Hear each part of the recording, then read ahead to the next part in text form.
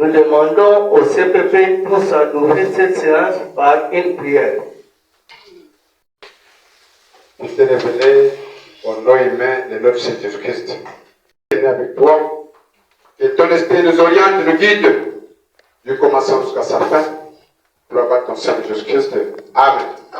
Parole.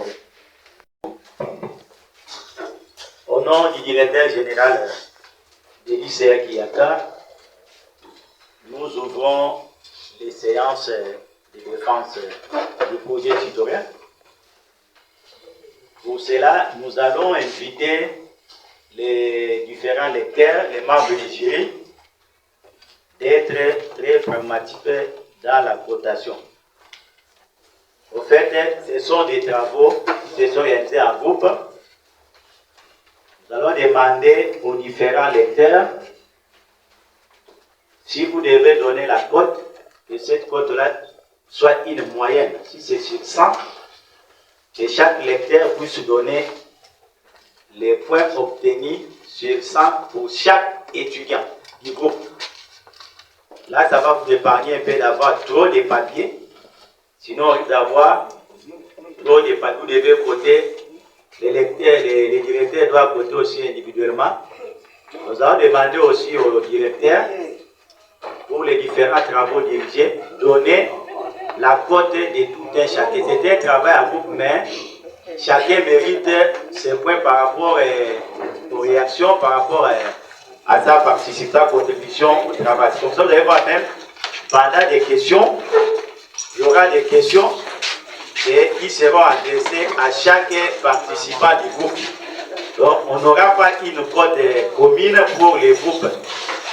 Donc, pour les amis qui ont fait des projets tutoriels, la cotation est individuelle. On ne peut pas voir parce qu'ils sont dans le même groupe que tout le monde a obtenu 70 ou 60 sur 100. Nous invitons les lauréats de donner les meilleurs de vous-même. Ce n'est pas de l'aventure, c'est un examen comme les autres examens. Cela ne vous épargne pas des échecs. Si vous n'avez pas bien défendu, vous pouvez aussi être ajourné et rater la collation. Et nous pouvons revendre les chèvres que vous avez achetées pour la fête. Ne prenez pas ça comme une aventure. C'est un examen comme les autres examens. Nous appelons ça au fait un examen final. Parce qu'après ici, on doit faire une délibération. Ce sont des travaux que vous-même vous avez réalisés. N'ayez pas peur, n'ayez pas honte. Parlez calmement. À l'Assemblée, les invités qui sont là, en réalité, on n'a pas besoin de vous. Mais si on vous a accepté d'être là, c'est pour des raisons de courtoisie. Mais si nous constatons qu'il y a des dérangements, nous serons obligés de vous mettre dehors et nous allons rester avec les étudiants. Donc, sans plus tarder, nous allons souhaiter bonne chance à tous ceux qui vont passer ici. Soyez forts, priez le bon Dieu pour ne pas trembler. Et la séance commence. Merci. Nous allons devoir commencer. Nous appelons les premiers groupes. Et ces groupes-là, on accorde la parole au président du jury. S'il vous plaît, mettez d'abord représenté par les secrétaires académiques à passer le mot. Je voulais souligner une chose.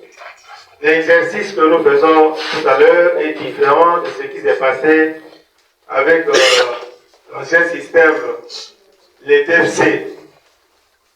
Vous allez constater ensemble avec nous que même le temps que nous allons mettre pour chaque groupe sera un peu très large. On accorde au moins 30 minutes à chaque groupe.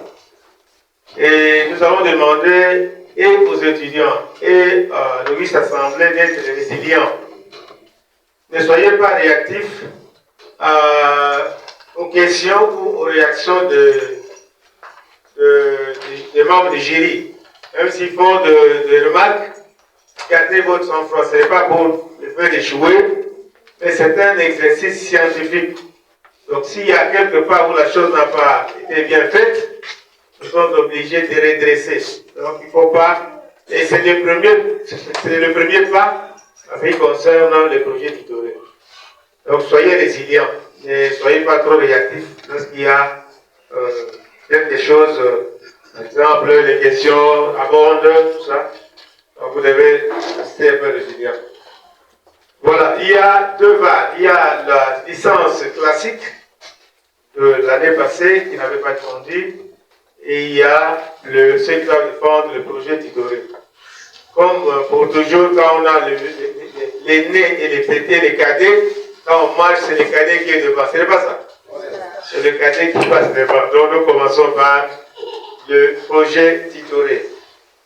Et sans plus tarder, nous allons inviter le premier groupe constitué d'étudiants Tcheleka et d'étudiants Mafuta, à qui on demande de passer devant pour nous exposer les résultats de leurs recherches. Il y aura des questions qui seront adressées à chacun et tout le monde a obtenu 70 ou 60 sur 100. Nous invitons les lauréats et donner les meilleurs de vous-mêmes. Distingués invités, camarades étudiants, tout protocole respecté, mené par les étudiants pénalistes, Tcheleka Kingombe Jean et Mafuta Sona Victorien. Il s'intitule Problématique de gestion. Combien cerner les modes de gestion de la ferme prise comme exemple? Il a été indispensable de présenter préalablement la ferme et ses activités. Ni gestion des risques climatiques, risque de fluviation, des prix du marché, ni l'évaluation des rentabilités des activités. Par contre, il y a contrainte à savoir l'insuffisance. Ici, les résultats, on donne les résultats, on peut avoir le rendement à la saison 1 et l'autre rendement à la saison 2. On peut avoir les deux résultats. Nous avons bien compris votre question. Vous avez dit premièrement, pourquoi vous trouvez résultat à la 3e page et résultat au 13e